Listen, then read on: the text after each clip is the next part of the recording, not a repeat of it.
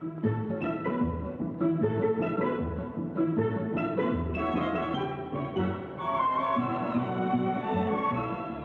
is your name, please? My name is Rita Wilson. My name is Rita Wilson. My name is Rita Wilson. Only one of these young ladies is the real Rita Wilson. The other two are imposters and will try to fool this panel. Tom Poston, Peggy Cass, Gene Rayburn, and Kitty Carlisle. On To Tell the Truth with your host, Bud Collyer.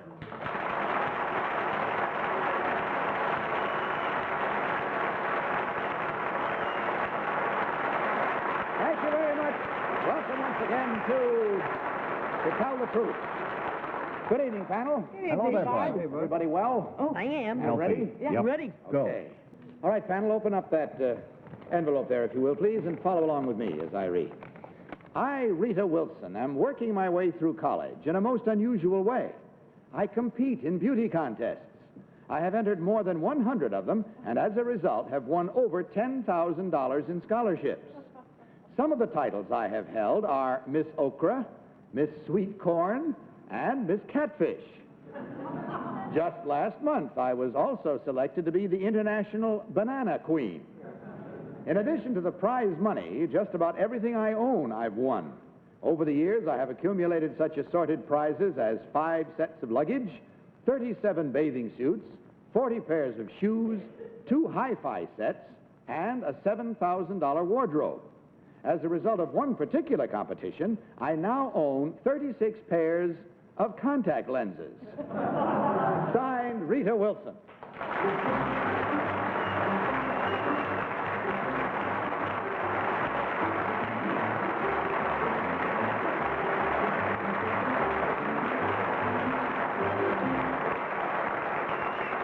And these 3 lovely young ladies all claim to be Rita Wilson, who has been or is Miss Everything. We'll start the questioning with Tom Poston. Tom? Thank you, Bud. Where are you from, number 2? Fulton, Kentucky. In Kentucky. Where are you from, number 3, may I ask? Washington, D.C. Thank you. Number 1, where are you from? Delray Beach, Florida. Number 1, what was the contest where you won all those lenses? That was for the national contact ones. The people, you know, they had a optometrist. Do you use them? No, I don't. I really don't wear glasses. I use them for cosmetic purposes, though, to change the color of my eyes, because I do have light eyes. Oh. So it enables me to change them. Number 2, do you know when the first Mrs. America contest was held? Do you happen to remember? Mrs. America, no, I don't. I'm sorry. I met the first Mrs. America the other day on Missing Link, so I remembered that. Number 3, tell me, do you use those lenses that you won? Yes, I do. Yes. You really do? Uh-huh. That's funny. Number 2, do you use them? Yes, I do. What's the matter with you, number 1? You get these prizes. Peggy Cass. Thank you. Number 1, how do you know where there are so many beauty contests? I didn't know there were so many beauty contests. Well, actually, when you start entering beauty contests, you look in the newspapers and you find everyone's usually sponsoring some kind of beauty contest, and then your name becomes known and they send you the applications to enter their beauty contest. Oh, number 3, do you find yours through the newspapers, too? Yes, I do, and through my sponsors. Oh, you have sponsors? Yes. I'd look through the newspaper. I never noticed any beauty contest ads, but of course I'm not looking in that department, probably. And number 2, do you always wear a bathing suit? I mean, when you're in contest. Not all the time. Number 3, what else do you wear in contests? A formal. Formals. Swimsuit. And number 1, do they measure you in the formals? No, they don't. Number 2, do they measure you when you wear bathing suits? Sometimes. Gene Rayburn. Number 2, what size bathing suit is that you're wearing now? This is a 12, but I actually wear a 10. Mm-hmm. Number 2, how would you like to get in show business? Well, I would love it. Number 3, how tall are you? 5'5". And when you were Miss Okra, what were some of the qualifications? You were Miss Okra, it says here on this Yes, piece of paper. that's right. Now, what were some of the qualifications? What did you have to fulfill in the eyes of the judges to become Miss Okra? Swimsuit competition and formal. No talent was required. I see. Number 1, in some of the contests that you've been in, number 1, how do they test you for poise and personality? Well, actually, they have what they call an intellectual kind of panel, and you come up before a panel, and they ask you questions. They just shoot them at you. Kitty Carlisle. Number 3, obviously most of these contests were in the South, between Miss Catfish, Miss Sweet Corn. What did you win when you were Miss Catfish? I won $350 in cash, a selected wardrobe, and a scholarship. Number 2, what are you studying? Acting, drama. Number 3, when you wear a bathing suit, are you allowed any kind of padding? No, you are not. Nothing artificial. Nothing. How about contact lenses? Change the color of your eyes here. Number 1, would you like to enter the Miss America contest? That's all the time we have. We'll have to find that out later if we do it all. But in any event, there is time for you now to mark your ballot. So please do that without consultation. Simply vote at once, without change, for number 1, number 2, or number 3. And our team of lovely challengers will receive $250 for every incorrect vote. Are all ballots marked, panel? No. Well, mark them. Very well, they are now. And Tom, for whom did you vote? I voted for number 3. I thought they were all really pretty, and they win this To Tell the Truth contest tonight, but I thought number 3 looked like she might be, take the matter a little more seriously, possibly, than the other 2. Peggy Cass. Thank you. Well, I think they're all beautiful, but I voted for number 1 because she comes from Delray Beach, Florida. There's a lot of catfish and okra around there. A lot of corn around here. Gene. I'm insulted. I voted for number 3. Good reason, good Yes. thinking. I like that. Kitty. I voted for number 2. All alone. I think they're all perfectly lovely, and I think they're all obviously beauty material, contest material. That's sort of mixed up. And material beauty. But I think it's number 2. Very well, that spreads it as wide apart as it can be, I guess, with 2 for number 3, 1 for number 1, 1 for number 2. Let's go with that, shall we, and find out which one of these lovely, lovely young ladies is, in truth, as I called her, Miss Everything. Will the real Rita Wilson please stand up? This is the first time I can be glad to say that I lost.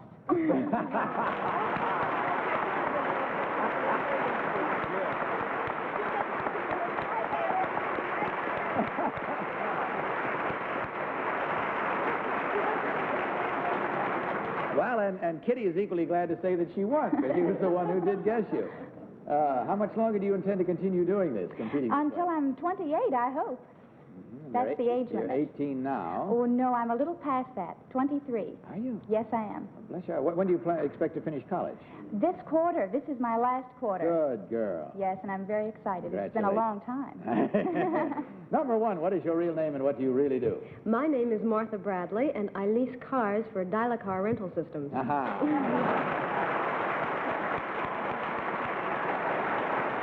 Thank you. And number 3, what is your real name and what do you do? You got most votes. My name is Shirley Trust, and I'm a secretary for the National Aeronautics and Space Administration.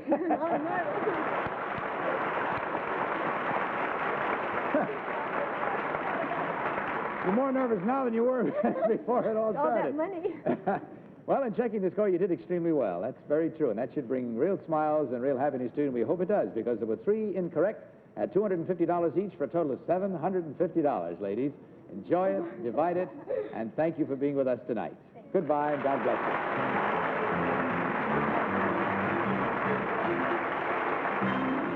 you. All right, panel, let's meet our next team of challengers.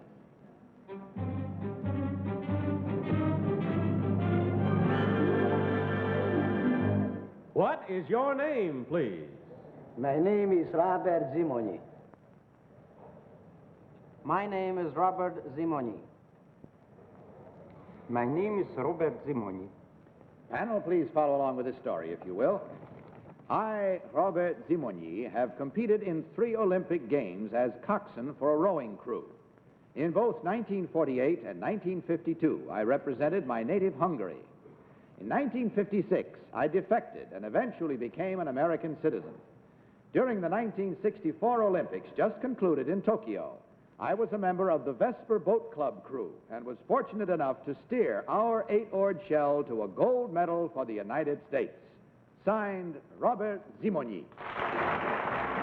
Panel, these three gentlemen, as you heard, all claim to be Robert Zimoni, Olympic gold medal winner. We'll start the cross-examination with Kitty Carlisle. Kitty? Thank you, Bud. That's a very exciting story, and I'm proud to know whichever one of you it is. Number 3, how long was the course? 2,000 meters. Thank you. Number 2, what does it mean to feather the oars? As you turn the oars. Thank you. Number 1, what is the largest weight of an oarsman in the crew? Can you tell me how? Around 94, 96 kilograms. I didn't hear. What was that, 94? 96, 94 kilograms. Kilogram, 94 and 96 kilograms. How many 200, 200 pounds. 200 pounds? Thank you. Tom Poston. Thank you, Bud. You devils, you're... Two of them are going to lie. Number 3, how many heats are involved in the rowing competition? This depends how many entries are. Is that so? Number 1, who won the single sculls? The single competition. Ivanov. How many heats were involved in that particular race? Do you know number 1? I guess 3. How many in yours? 3. 3 also. Number 2 is... Peggy Cash. Number 2, where is the Vesper Boat Club? The club you row for. Where is it? What's Philadelphia. Thank you. Number 3, what is the name of the river on which you row? Squircle. Thank you. Number 1, what was the name of the canal on which you won this race near Tokyo? It was not a canal. This is a lake. Thank you. Number 2, what time of day was it when you came in? It was late at night. Thank you. Number 3, who came in second? Germany. Thank you. Gene Rayburn. Number 3, do you remember when the last time a private club represented the United States in the 8-oar shell at the Olympics? What year that occurred? It occurred in the last competition. Prior to this one, I meant. In Melbourne. In Melbourne. What is the name, number 2, of the body of water that the race took place on? Tobo. Number 1, what is the name of a great single scull rower who's well known around Philadelphia and well known all over the world? Do you know that, number 2? Sure. I beg your pardon. Go ahead, number 1. Kelly. And that's all the time we have. It's time for you now to mark your ballots. So will you kindly do so at once as you did before, without consultation? Simply vote. Quickly, swiftly, and accurately, of course, for the one you think it is. Vote for number 1, number 2, or number 3. All ballots marked? You voted? Yeah, I voted. Very well. Tom, for whom did you vote this time? I voted for number 1. Traditionally, I've always felt that coxswains were smaller people, and he seems to be a tiny bit smaller than the other two. Also, they all seem to know all the answers that I knew the questions for, so it was hard to tell. Kind of... Peggy. Well, number 1 looks more like a coxswain, but I voted for number 3 because when I watch the Olympic Games on television, they call that thing you rowed in a canal. It didn't look like a lake to me. It looked like a man-made canal. Tell So him. that's why I voted for 3. That's it. Tell him. Gene Rayburn. Well, this is a tough one. I wanted to vote for number 2 because I listened carefully to the way he pronounced Philadelphia. If you're not from that part of the world, as he obviously is not, it would be tough. I really was torn between number 1 and 2. If I were rowing in that boat, I'd want a skinny guy to pull along, and so I voted for number 1. He seems to be the thinnest. Kitty. I voted for number 1 on the basis of size, too, but I'm not sure it's number 1 because I don't believe they can weigh 200 pounds, those fellas, do you think? Yeah. It seems like they can. Yeah. Oh, well, I voted for number That would 1. be pretty husky. All right, there we have it with the votes all in and the minds clearly made up, as you heard. No equivocating whatsoever. We'll find out now which one of these gentlemen, in truth, is a Olympic gold medal winner with the team. Will the real Robert Zimoni, with his gold medal, please stand up?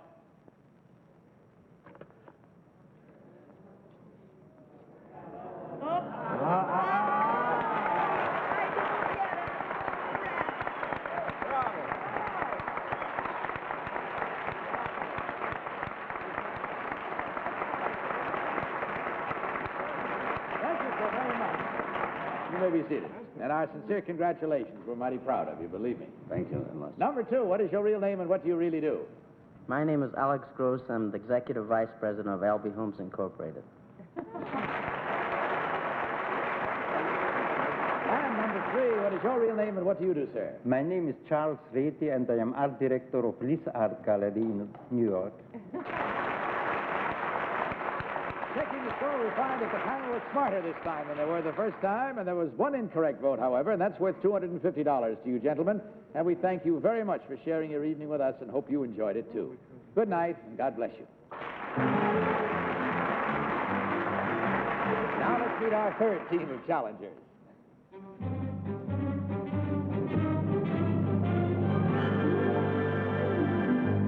What is your name, please?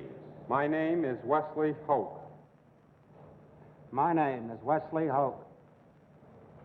My name is Wesley Hoke. Panel, please follow along with this one.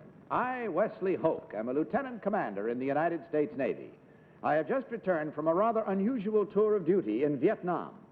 I was stationed on a remote island off the coast where my headquarters was a grass shack with a mud floor. In addition to my unofficial duties as doctor, dentist, and midwife, I had the job of official advisor to what is probably the strangest fleet in existence. 1,000 men manning 150 native junks, armed only with pistols, machine guns, and cutlasses. With this Navy, our mission was to protect 400 miles of exposed coastline from infiltration by the communist Viet Cong. Signed, Wesley Hoke.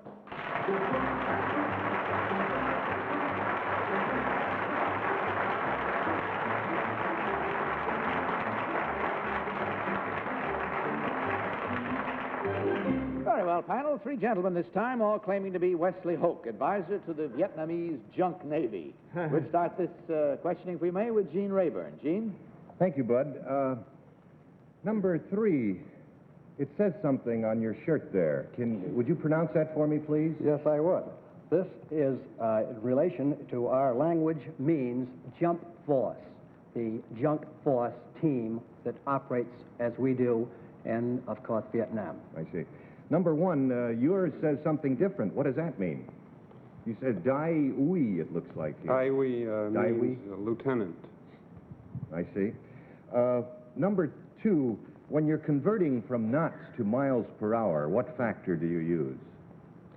What was that question? I'm sorry. When you convert from knots to miles per hour, to statute miles per hour, what is a conversion factor? I can't answer that. Kitty Carlisle. Number 3, do you have previous medical training? No, I don't. Number 1, do you have medical training? No, I don't. Well, when you deliver a baby, how long does it take? I didn't never actually deliver a baby. I was just stood by. Uh-huh. Number 2, do you have dental training? No. Did you pull teeth? I pulled him.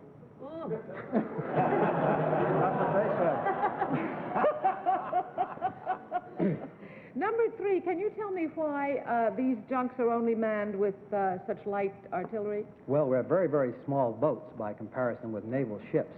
Thank you. Number 1, how fast can a junk go? About 10 knots. An hour.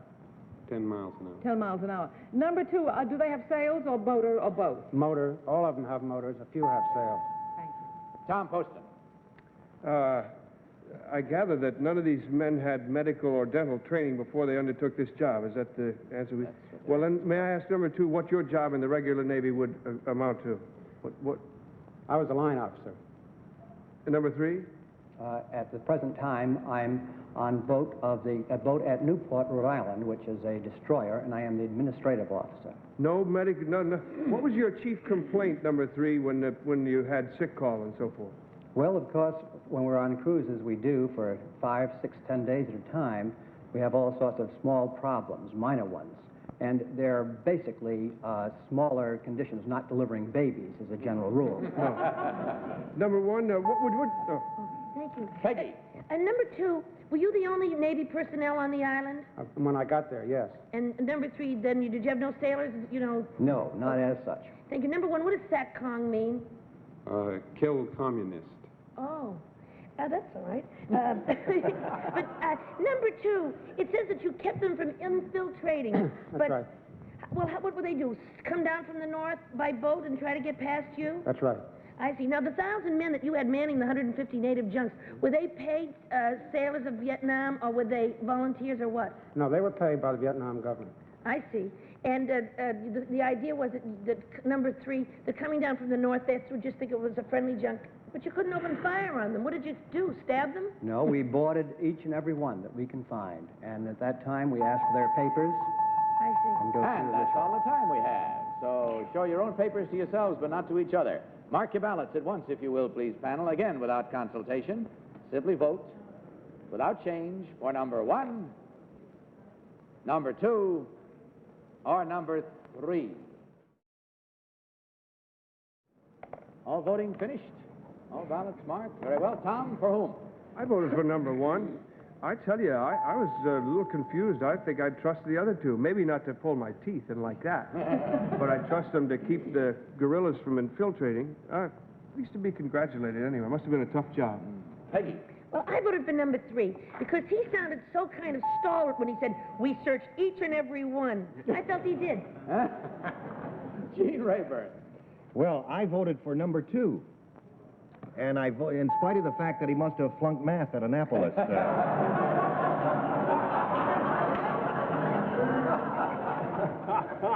Kitty Carlisle. Well, I voted for number 1. I hope it isn't number 2, because indeed he will be teased till the end of his life. But number 1 looks like the kind of a man to me who had enough initiative and strength of character to handle this most difficult job. And whoever it is, congratulations. Well, very well. There we have a widely split vote this time. No ganging up at all. So let's see what that brings us as we learn now which one of these gentlemen, in truth, is the lieutenant commander of the Vietnamese junk navy and advisor to it. Will the real Lieutenant Commander Wesley Hoke please stand up?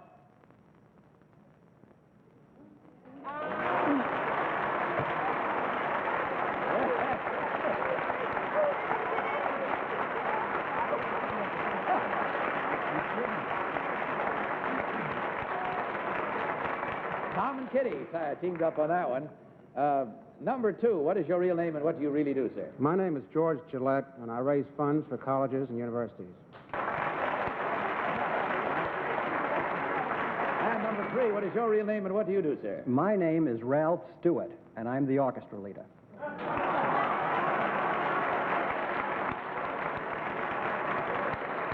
Ralph, I'm going to ask you to do us a favor while I ask our real Lieutenant Commander Wesley Hoke a question. Would you stand up for just a minute? Yes, indeed. Now, it's obvious that what you're wearing, Commander, is a sort of a camouflage outfit. What is this black uniform? That is the official uniform of the Vietnamese junk force, which we wore over there. I see. Uh-huh. It's a pair of black pajamas. Thank you, sir. Thanks for standing up. Well, in checking the score, gentlemen, we find that there were 2 incorrect votes, and that's at $250 each. So that's a total of $500 you take along with you, as well as our sincere thanks for being with us tonight. And we, too, are proud of you, sir. Good night. God bless you.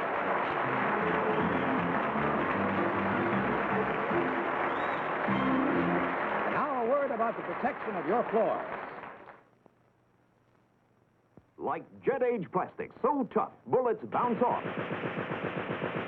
New Aerowax has a jet age plastic so tough, you pour a dazzling self-polishing shine that lasts twice as long as ever before without buffing. Yes, a brilliant shine, so tough you can grind heels on it. So tough that dirt doesn't dull it. So tough the shine lasts twice as long, yet won't yellow floors. New Aerowax with the jet age plastic still saves you 23 cents. Tom. And now a word about EasyOn spray starch. Now make yours the fastest iron in town with EasyOn spray starch. Properly used, EasyOn's exclusive formula will not scorch. Actually sprays an invisible scorch guard between iron and fabric. Lets you iron without stick or drag. And EasyOn speeds your iron, leaves it shining clean, free from starch buildup. Today, make yours the fastest iron in town with EasyOn spray starch. Will not scorch. Well, you're a bright panel always. I mean, happy bright as much as anything else, and I thank you for that. Good night to you. Good night, Bud. Good night. And don't forget to join us the same time next week. I'll see you tomorrow afternoon on the daytime show. In the meantime, don't you forget to tell the truth. Night.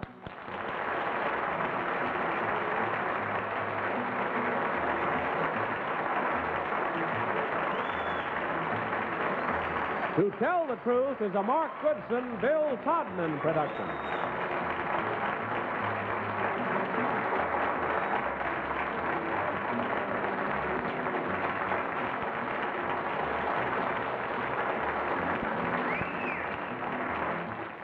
Plan on a rip-roaring evening when Lucille Ball joins Danny in a British murder mystery on the...